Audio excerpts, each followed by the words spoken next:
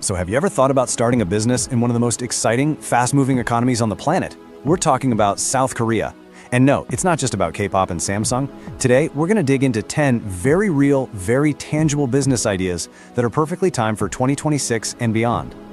But that brings up the big question, right? Is now actually the right time? I mean, timing is everything in business. So is that window of opportunity really opening up? Let's spend the next few minutes finding a very clear answer to that. Okay, first things first. Before we even get to the cool business ideas, we have to look at the foundation. We have to understand the economic playing field. Why 2026? Well, because the bedrock of any new venture is a strong economy. And let me tell you, the forecast for Korea is looking pretty solid. And what's really interesting here is that we're seeing agreement from different places. It's not just one optimistic guess. You've got the Korea Development Institute, which is a state-run group, projecting 1.8% growth. Then you have the global OECD, and they're even more optimistic at 2.1%. The point is, everybody's pointing in the same direction, up. This quote right here tells you the story behind those numbers. The key phrase is that the recovery is expected to be driven by private consumption. And that's the secret sauce. It's not just about big corporations and exports, it's about everyday people spending money. That creates the perfect environment for small, agile, consumer-focused businesses to really take off.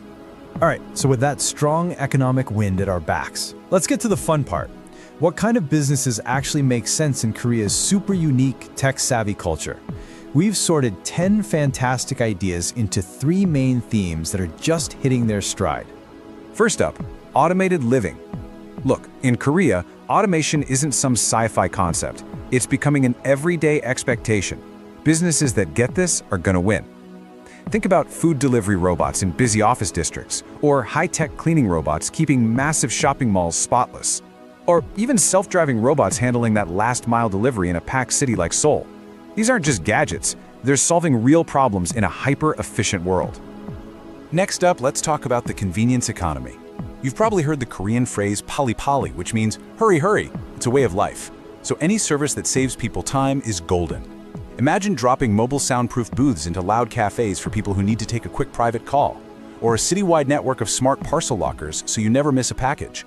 What about a beauty salon on wheels that comes right to your office? It's all about giving people back their most valuable asset, their time. And our last theme is all about next-gen social hubs. Koreans love to hang out and share experiences, and that creates a huge opportunity. You've got mini karaoke booths for a quick singing session after work.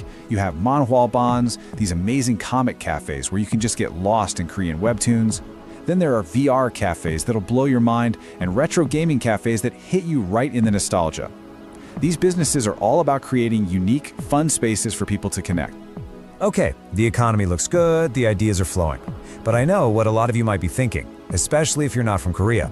This is great, but how could I actually do it? Well, here's the good news.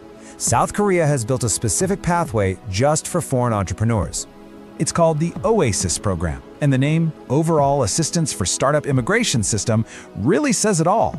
This is not just a piece of paper, it's an entire support system designed to find and help foreign talent with great ideas. It's basically a giant welcome sign for international innovators. So how does it actually work? It really just comes down to 3 main things. First, you need a bachelor's degree or something equivalent. Third, you have to actually set up your company in Korea. And sandwiched in the middle is the key part. You need to score over 60 points on the OSIS system. Now, a point system might sound intimidating, but it's actually designed to be very clear. In fact, let's just look at one simple way you could do it. You can mix and match different things to get your points. So, you take a basic startup class, that's 10 points. Get some one-on-one coaching, another 15. You complete an intellectual property course, that's another 15. You're already almost there. Establish your company, apply for a patent, and boom, you've hit 60 points. See? It's really just an actionable checklist.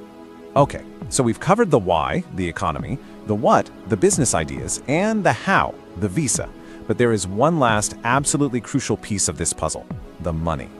A great idea needs funding to grow, and the fantastic news is that Korea's investment scene is very, very active.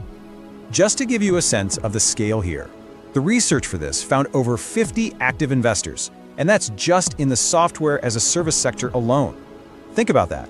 That one number tells you there's a deep, healthy, and hungry ecosystem of people looking to fund the next big thing. And here are the heavyweights. I mean, just look at the number of investments these top VCs are making.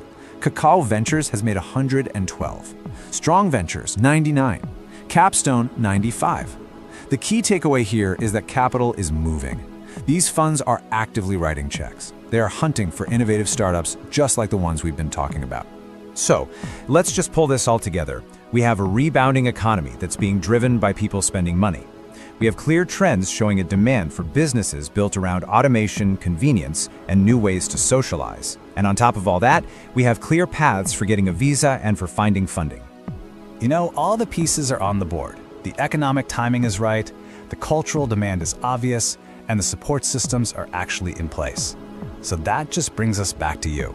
The only question left is, what are you going to build?